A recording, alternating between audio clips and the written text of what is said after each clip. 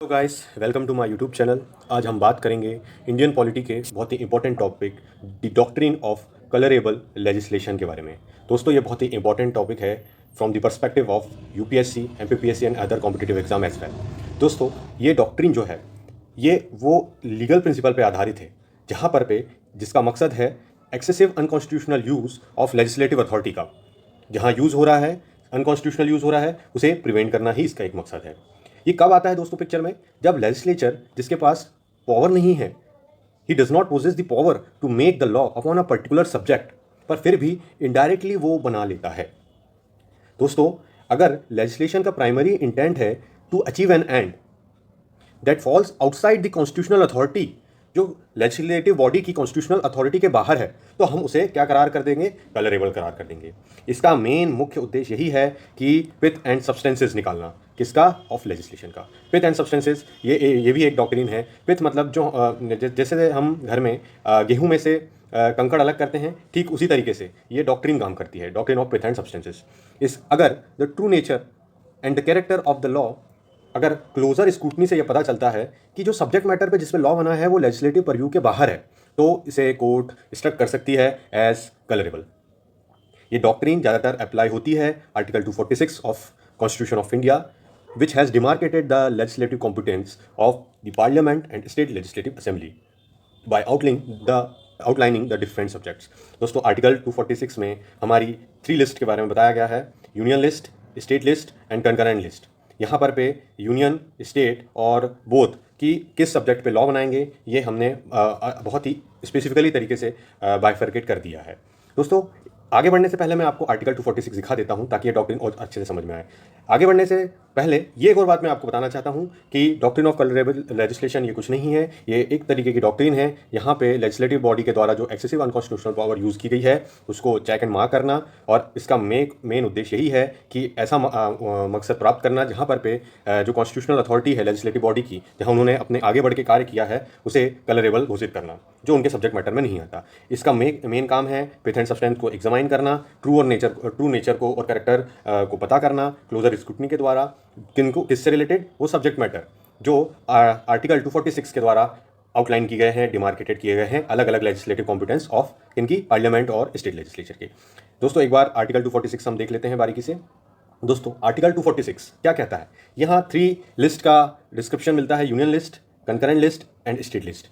यहाँ पे बोलता है this article deals with the subject matter of law जो पार्लियामेंट के द्वारा बनाया गया है या लेजिस्लेचर ऑफ स्टेट के द्वारा बनाया गया है। ये कहता है कि पार्लियामेंट के पास एक्सक्लूसिव पावर है लॉ बनाने की with respect to the what matter, that matter which is enumerated in the list 1 of the 7th schedule of the Indian constitution, जिसे हम यूनियन लिस्ट कह रहे हैं।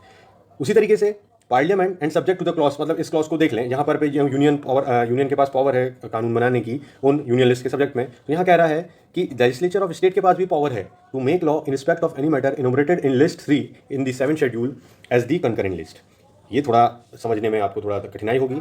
इससे पहले अपन यूनियन लिस्ट के बाद सीधे हम पहले स्टेट लिस्ट देख लेते हैं। स्टेट लिस्ट में जिस तरीके से यूनियन के पास स्पेसिफिक या एक्सक्लूसिव पावर है to make laws with respect to the any matter enumerated in the list 1, उसी तरीके से स्टेट के पास पावर है, एक्सक्लूसिव पावर है to make law with respect to the any matter enumerated in the list 2। दोस्तों अगर इन दोनों के बाद जो सब्जेक्ट बचते हैं वो तो हमारे रेसिड्यूरी पावर देखी जाती है। और अगर मान के चले हम कि ऐसे कोई सब्जेक्ट जिसमें बोथ का इंटरेस्ट है, स्टेट का भी इंटरेस्ट है, यूनियन का भी इंटरेस्ट है, तो उस सब्जेक्ट्स को हमने जिस लिस्ट में डाला है वो लिस्ट है कंकरेंट लिस्ट। अब आगे बढ़ते हैं, वो है रेसिड्यूरी पावर।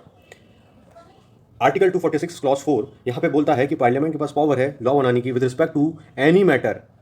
दोस्तों बहुत अच्छे से इसको आउटलाइन करेंगे: respect to the any matter for any part not included in the state, ऐसा नॉट विथ स्टैंडिंग, इसको ना देखें, नॉट विथ स्टैंडिंग मतलब इसको ना देखें, that such matter is enumerated in the state list.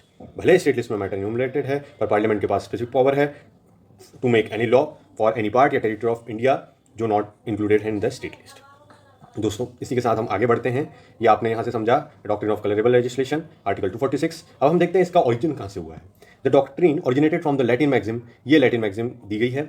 इसका मेन मकसद है जो आप सीधे तरीके से नहीं कर सकते उसको दूसरे तरीके से भी नहीं कर सकते। The things that cannot be done directly should not be done indirectly। ये कहाँ से इंट्रोड्यूस की गई थी ये doctrine? This doctrine was adopted by British administration from Canada and Australia. और आफ्टर इंडिपेंडेंस के बाद ये डॉक्ट्रिन ऑफ कलरेबल लेजिस्लेशन हमारा इंटीग्रल पार्ट रहा है कॉन्स्टिट्यूशन ऑफ इंडिया का। ठीक है, आगे बढ़ते हैं। अब हम कुछ लैंडमार्क केसेस की बात करते हैं, जिससे आपको और समझ में आएगा कि कलरेबल लेजिस्लेशन एक्चुअली में क्या है।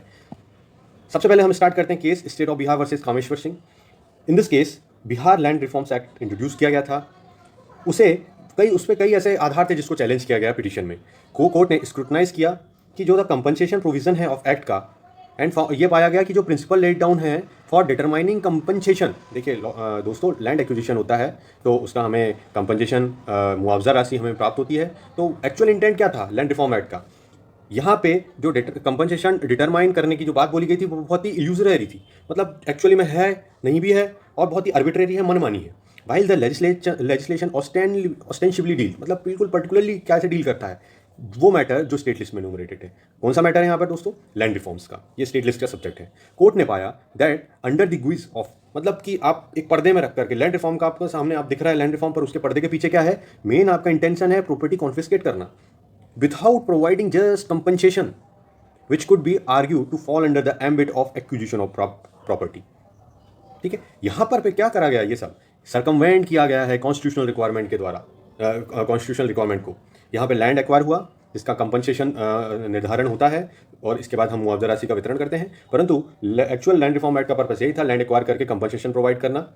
और जो कैसे ये कानून आया? क्योंकि ये स्टेट लिस्ट में ये मैटर इनूमरेटेड था अंडर लिस्ट, ये इसमें बताया गया लैंड रिफॉर्म में, बट उनके द्वारा सर्कमवेंट किया गया कॉन्स्टिट्यूशनल रिक्वायरमेंट के द्वारा। और यहाँ पे कोर्ट ने पाया कि ये जो है वो एक्चुअल इसका पर्पस है प्रॉपर्टी कॉन्फिस्केट करना विदाउट प्रोवाइडिंग जस्ट कंपनसेशन। अब आप एक तरीके से कोई भी लेजिस्लेशन लाएं और इस सर्कल से पास करें। ये सर्कल क्या है? डॉक्ट्रिन ऑफ कलरेबल लेजिस्लेशन का। अगर ये इस सर्कल से पास हो जा रहा है तो ये माना जाएगा कि ये लॉ एप्लीकेबल है और ये किसी भी कॉन्स्टिट्यूशनल रिक्वायरमेंट को सर्कमवेंट नहीं किया है। अगर ये ऐसा नहीं कर पाता है, इस छन्नी से पास नहीं हो पाता है, तो कोर्ट यहाँ पर पे उसको नल एंड वॉइड डिक्लेयर कर सकता है।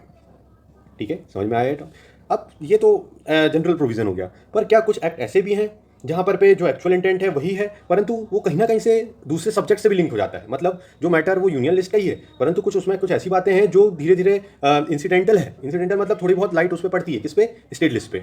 वो हम देखते हैं कुछ केसेस। दोस्तों, ये 2 केसेस मैं आपके सामने ला रहा हूं।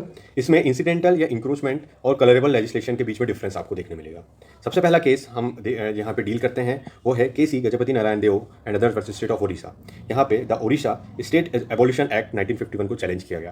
पिटिशनर ने यह आर्ग्यूड किया कि while the act purported to legislate on the abolition of the state, abolition of state is a matter which is enumerated in the state list का सब्जेक्ट है ये। इसका रियल ऑब्जेक्ट था कि reduce the income of intermediaries, जो एक तरीके से मैटर रिलेटेड कैसे है? टैक्सेशन से। और ये टैक्सेशन स्पेसिफिकली फॉल किस में करता है? स्टेट लिस्ट में। तो सुप्रीम कोर्ट ने, ऑनरेबल सुप्रीम कोर्ट ने ये डॉक्ट्रिन ऑफ पिट्स एंड सब्सटेंस को अप्लाई किया और ये हेल्ड किया कि जो डोमिनेंट पर्पस है ऑफ एक्ट का वो इंडीड स्टेट एबॉलिशन है, ना कि टैक्स का इम्पोजिशन। ठीक है, भले ही it had an incidental impact on the intermediate income. Court ने एम्फेसाइज किया कि doctrine does not imply any bad faith और motive on the part of legislation, but merely examine whether legislature has in substance transgressed its power। यहाँ पे court का सिर्फ एक ही काम रहता है कि सब्जेक्ट मैटर को जिस लिस्ट में एनुमरेटेड है वहाँ से क्या एक्सीड करा गया है, सर्कमवेंटिंग द कॉन्स्टिट्यूशनल प्रोविजन। सेम इस केस में जो एक्चुअली में एबॉलिशन ऑफ स्टेट है वो मैटर है स्टेट लिस्ट का। ठीक है, और जो रियल ऑब्जेक्टिव है इस एक्ट का वो था इनकम को, जो इंटरमीडिएट इनकम को रिड्यूस करना, जो मैटर रिलेटेड टैक्सेशन से रिलेटेड है, और वो टैक्सेशन का रिलेटेड मैटर होता है स्टेट लिस्ट से। तो क्या ये जो टैक्सेशन पे इंसिडेंट पड़ रहा है इस लॉ का, तो क्या ये सर्कमवेंट कर रहा है कॉन्स्टिट्यूशनल प्रोविजन को? क्या ये कलरेबल लेजिस्लेशन है? कोर्ट ने कहा ये कलरेबल लेजिस्लेशन नहीं है, बल्कि ये एक तरीके का इंसिडेंट पड़ रहा है, किसी तरीके से कोई ना कोई हित जुड़े हुए हैं regarding to the state list. ठीक है, इसी तरीके से हम एक और केस समझते हैं जिसमें है R S Joshi versus Ajit mills. यहाँ पर कोर्ट के द्वारा बहुत अच्छे तरीके से इंसिडेंटल इंक्रोचमेंट और कलरेबल लेजिस्लेशन के बीच में डिस्टिंक्शन बनाया गया था। द गुजरात सेल्स टैक्स 1969, वो किस पे टैक्स सेल पे टैक्स लिया जाता था, जिसके द्वारा रिस्पोंडेंट का कहना था the levy on certain matter certain interstate sales was colorable legislation as it encroached upon parliamentary power to legislate on interstate trade and commerce। दोस्तों, यहाँ पे इंटरस्टेट ट्रेड एंड कॉमर्स ये किसका सब्जेक्ट है? यूनियन लिस्ट का, union list का। और ये जो गुजरात सेल्स टैक्स एक्ट जो लाया गया है ये सेल्स पे लगाया जा रहा है, किसके द्वारा, कौन से एक्ट के द्वारा लेके आया? गुजरात सेल्स टैक्स एक्ट के द्वारा ये प्रोविज़न लेके आया है जो सेल्स पे टैक्स लगा रहा है। अब ये जो मैटर है ये inter state trade and commerce, ये यूनियन का मैटर है, पर स्टेट ने सेल्स पे लेके आई कानून, ठीक है। उसका मेन पर्पज़ तो सेल्स पे लाना था, जो एक्चुअली में ये स्टेट लिस्ट का मैटर आ जाता है। तो यहाँ पे कोर्ट का कहना था कि जो टैक्स जो इसेंशियली है इंटर स्टेट सेल पे and levy on the interstate sale was merely incidental to the main purpose of this act, ठीक है। मतलब ये एक तरीके से जो मैटर यूनियन लिस्ट में है इनोमरेटेड, वो स्टेट लिस्ट में ट्रांसग्रेस्ड हो रहा है, या फिर स्टेट लिस्ट का जो मैटर है वो यूनियन में ट्रांसग्रेस्ड हो रहा है। परंतु अगर सेल्स पे टैक्स इंपोज करेगा स्टेट किसी लॉ के द्वारा, अगर वो किसी तरीके से यूनियन के inter state trade and commerce के जो यूनियन लिस्ट में प्रोविजन है उसको उसमें कुछ ना कुछ इफेक्ट डाल रहा है, तो ये कलरेबल लेजिस्लेशन नहीं कहेंगे, बल्कि हम इसे इंसिडेंटल मैटर कहेंगे, ठीक है दोस्तों। ये अनदर केस है।